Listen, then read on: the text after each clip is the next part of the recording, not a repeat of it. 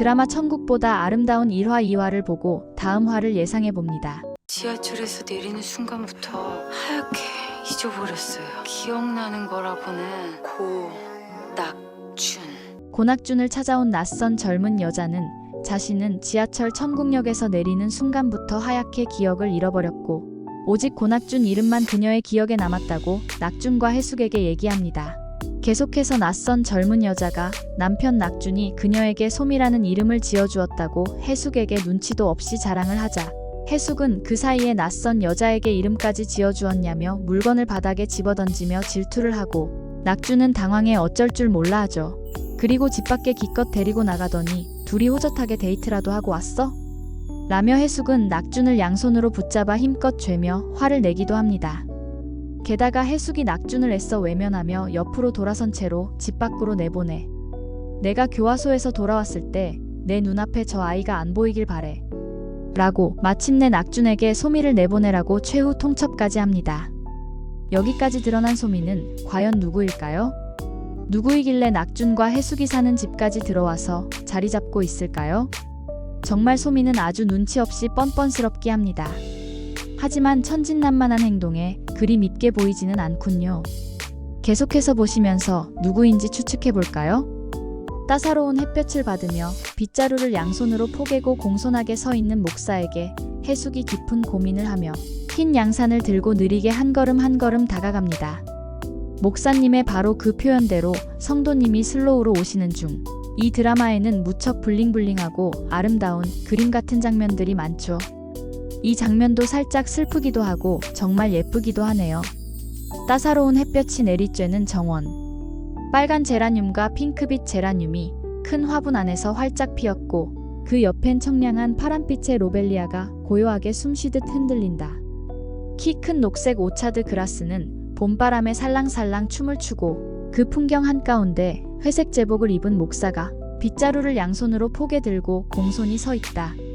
그리고 그 길의 맞은편 하얀 작은 양산 아래 하늘색 가디건을 걸친 해숙이 바람에 따라 살짝살짝 흔들리는 긴 치마 자락을 휘날리며 고요히 그러나 깊은 회한을 담고 한 걸음 또 한 걸음 다가온다. 목사의 말처럼 성도님이 슬로우로 오시는 중 이제는 늙어버린 한 여인의 한평생의 희생에 대한 배신감 그리고 아직도 남편에게 남은 미련이 그 발걸음에 맺혀 있다. 아, 네. 이런 상황인 것 같습니다. 이전 장면에서 해숙은 교화소를 다녀온다고 했는데 이 장면이 교화소에 도착한 장면 같아요. 여기 천국에서는 사람들이 나쁜 일을 그다지 하지 않을 것 같아요. 그래서 교화소에는 나쁜 사람들이 거의 없어서 교화소에서 일하는 목사는 할 일이 거의 없는 사람일 겁니다. 즉, 이 장면은 교화소에 걸어 들어오는 해숙을 별로 할 일 없는 빗자루를 든 목사가 공손히 맞이하는 장면으로 예상되네요. 그렇지만 교화소에 들어서는 장면치곤 너무 아름다운가요? 글쎄요. 교화소에서 나오는 장면일까요? 아니면 다른 장면일까요? 여러분들은 어떻게 생각하세요? 댓글로 남겨주세요. 하지만 집에 들어서는 해숙에게 여전히 눈치 없는 소미가 달려와 사모님 보고 싶었어요. 라며 힘껏 껴안습니다. 뒤에서 이를 불안불안하게 바라보는 낙준. 아, 소미는 정말 왜 이러죠? 마치 살얼음이를 아슬아슬하게 걷는 기분이 듭니다. 해숙은 멍하니 서 있는 낙준을 뒤로하고 내가 등신이다. 너랑 그렇게 지긋지긋하게 살고도 또 살겠다고 한 내가 등신이다. 라며 신세 한탄하고 방문을 열고 나가버리죠. 혼자 남은 낙준은 말없이 바닥만 내려다보고 있습니다. 난 나한테 맞는 삶을 찾아서 갈 테니까 네 마음대로 살아라. 고 말하며 해숙은 드디어 가출을 하는군요. 집을 나와 천국버스 정류소에 도착한 낙원 여객버스를 올라탔을 때 버스 실내 미러에 비치는 승객은 해숙 혼자인 상황. 해숙은 햇살이 부드럽게 스며드는 버스 창가에 조용히 앉아 창밖을 바라보고 있습니다. 그리고 차 유리 너머로 마치 너 없이도 이제 혼자 잘 살 수 있을 거야 라는 듯이 자신있게 어깨를 한번 으쓱해 보이고 해숙은 차창 너머로 눈을 크게 뜨고 하늘을 바라봅니다. 자, 이제 다시 소미를 생각해보죠. 천국에서 고낙준을 찾아온 낯선 젊은 여자 소미.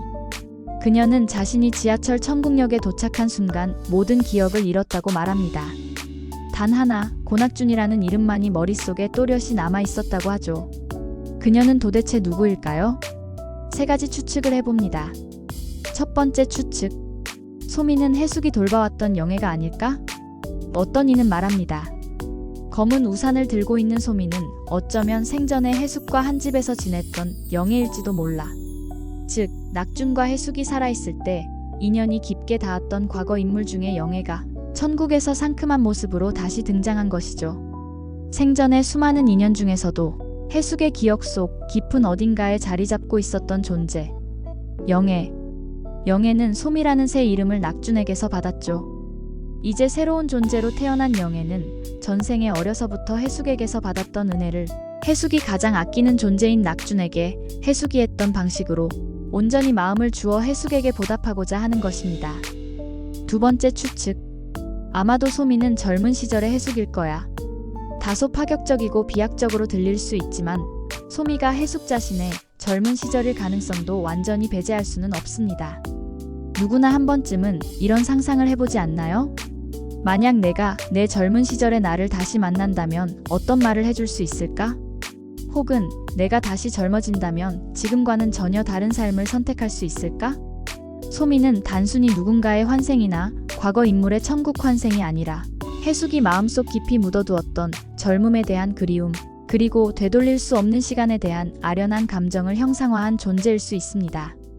그녀가 기억을 잃은 채로 고낙준이라는 이름만 기억하고 있다는 점, 그리고 자신을 해맑게 소미라고 부르는 모습은 어쩌면 해숙 자신이 가장 순수했던 시절의 감정, 혹은 이름조차 다시 부여받고 싶은 다시 태어남에 가까운 마음을 암시하는지도 모르죠.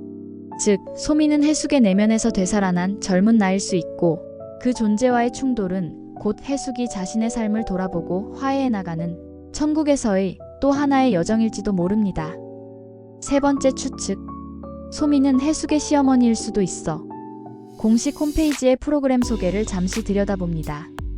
해숙은 천국에서도 젊어진 시어머니와 고부 갈등을 겪는다. 그렇다면 소미는 해숙의 시어머니, 즉 낙준의 어머니가 아닐까요? 그러니까 천국에 들어설 때는 원하기만 하면 젊어진 모습으로 돌아갈 수도 있죠. 젊은 시절의 시어머니가 손잡버린 나이의 낙준과 마주했을 때 시어머니의 기억이 섞이고 꼬이며 지금의 소미가 된 것일지도 모릅니다. 게다가 해숙은 짧고 굵은 시집살이를 했다고 하니 그 고된 기억을 마주하는 해숙을 보며 소미의 기억도 천천히 그리고 조금씩 되살아날 수 있지 않을까요? 해숙은 거의 3번의 인생을 살았다고 했습니다. 그만큼 다채롭고 복잡한 삶을 살았다는 뜻이겠죠. 정답은 앞으로 차차 밝혀지겠지만 천국보다 아름다운 드라마는 단순히 누가 누구인가를 밝히는 미스터리물이 아닙니다. 그보다는 어떤 인연이 어떤 기억을 남겼는가에 대해 천천히 그리고 유려하게 풀어가는 이야기로 생각됩니다.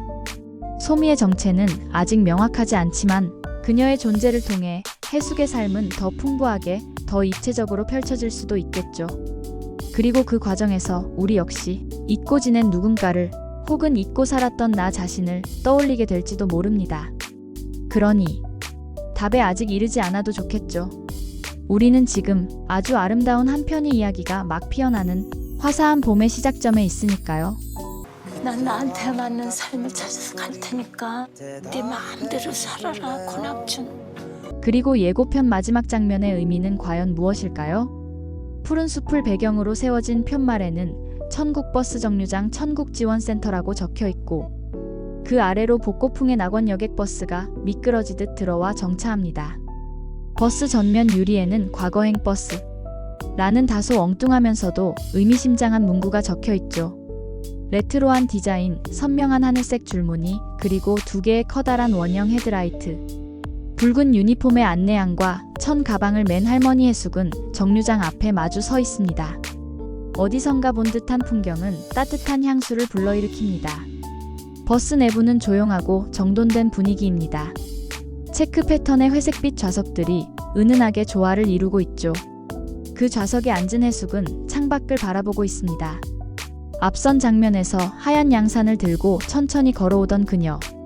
이제는 또 다른 여정을 앞두고 있는 모습입니다. 창가 너머로 보이는 그녀의 눈빛엔 담담함과 기대가 스며 있습니다. 그리고 오래도록 마주하지 못했던 기억과의 재회에 대한 결심도 느껴지는 듯 합니다. 이 장면은 단순한 버스 탑승이 아닙니다. 마치 인생의 한 페이지가 넘겨지는 순간처럼 느껴집니다. 과거행 버스라는 문구는 다음 회차의 전개를 예고하고 있군요. 아마도 해숙의 과거 속 이야기들이 본격적으로 펼쳐지겠죠. 1회와 2회에서 다 보여주지 못했던 인생의 조각들이 이제 본격적으로 풀려나갈 차례입니다. 해숙과 낙준, 그리고 소미. 이 세 사람의 인연은 지금부터 시작일까요? 아니면 아주 오래전부터 엮여 있던 걸까요? 그리고 소미는 정말 누구일까요?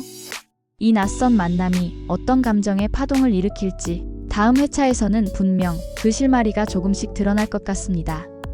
웃음도, 눈물도, 그리고 우리가 몰랐던 해숙의 진짜 이야기도 함께 실려 있을 겁니다. 다음 회에 전개될 이야기에 대하여 여러분들은 어떻게 생각하세요? 댓글로 알려주세요. 이 이야기가 재미있었다면 구독과 좋아요, 알림 부탁드려요. 친구분들에게도 공유 부탁드립니다. 다음 회에서 또 만나요.